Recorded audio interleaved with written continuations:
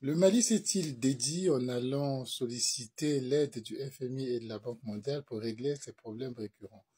En fait, non. On va dire que ce sont les propagandistes et leurs théoriciens qui ont montré tout simplement leur mauvaise connaissance du fonctionnement du système mondial, laissant s'emporter toute une communauté qu'ils ont habituée à l'idée paranoïaque que le monde entier ne les aime pas, que le monde entier les hait, parce que faire sans le FMI, ce n'est pas possible.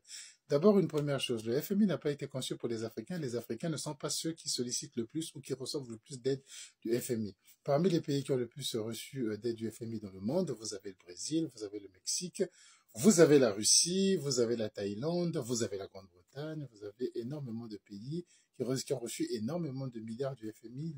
L'Afrique, ça représente très très peu. Pourquoi a-t-on besoin du FMI? C'est simple.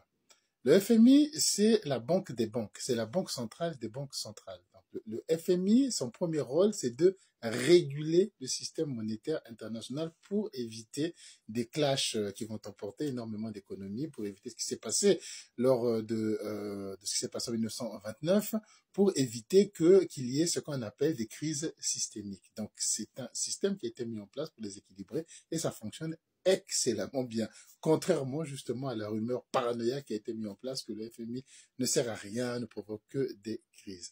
Le FMI, c'est aussi une garantie, une fois qu'un pays a obtenu un accord avec le FMI, ça donne confiance au reste du système bancaire pour se dire qu'on peut négocier avec eux parce qu'ils ont un accord avec le FMI, ce qui veut dire que la transparence dans leur économie est établie, que la bonne gestion a été incitée, qu'il y a des méthodes de suivi et de contrôle. Donc parfois, ce n'est pas tant le montant que vous allez obtenir au FMI qui compte, 60 milliards, 100 milliards, c'est pas ça qui compte, mais le fait d'avoir obtenu cet accord vous permet derrière de pouvoir signer des accords avec d'autres banques, avec d'autres institutions qui attendent impérativement cet accord pour pouvoir avancer avec vous.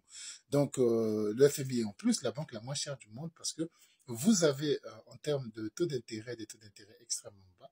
Et pour les pays comme le Mali, le Burkina Faso, etc., qui font partie de ce qu'on appelle les PMA, les pays les moins avancés du monde, il y a des règles qui font encore que ces intérêts sont encore très bas. Il est quasiment impossible de prêter de l'argent sans intérêt parce que forcément, ceux qui le sortent, pour qu'ils continuent à faire ce qu'ils font, il faudrait qu'il y ait un petit intérêt là-dessus. Mais ceux des pays très pauvres sont extrêmement réduits. On se retrouve avec des intérêts parfois 1%, parfois, en tout cas, toujours en dessous des prix du marché. Et même quand c'est en dessous du prix du marché, il y a ce qu'on appelle des prêts concessionnels, ce qui sont des prêts qui vraiment sont encadrés d'une manière assez particulière, de manière à ce que ça ne puisse pas nuire à ces pays-là. Et même lorsque vous signerez des contrats avec d'autres pays, vous êtes obligé de respecter les limites des intérêts fixés par le FMI. Donc, le Mali ne s'est pas dédié parce qu'en fait, je crois que même si les colonels ne savaient rien en prenant le pouvoir, ils ont fini par comprendre ce que c'est que le FMI. Mais la propagande vaut donc créer, entretenir une espèce de haine des institutions internationales, une espèce de haine de la planète, s'est avancé un peu trop vite en allant jurer que ces pays ont cessé de collaborer avec le FMI, qu'ils vont se débrouiller tout seuls, mais ils ne peuvent pas. Pas à ce niveau-là, on ne peut pas avoir une autonomie. Voilà, donc ils n'ont pas le choix, c'est normal. Et derrière ça, il y a toutes ces théories mensongères d'isolationnisme, de on monte en puissance avec des budgets de 5 milliards de dollars. Que veux-tu faire? Le budget militaire algérien, c'est 22 milliards de dollars. Où est-ce que vous voulez aller avec des budgets militaires de 800 millions de dollars à nulle part?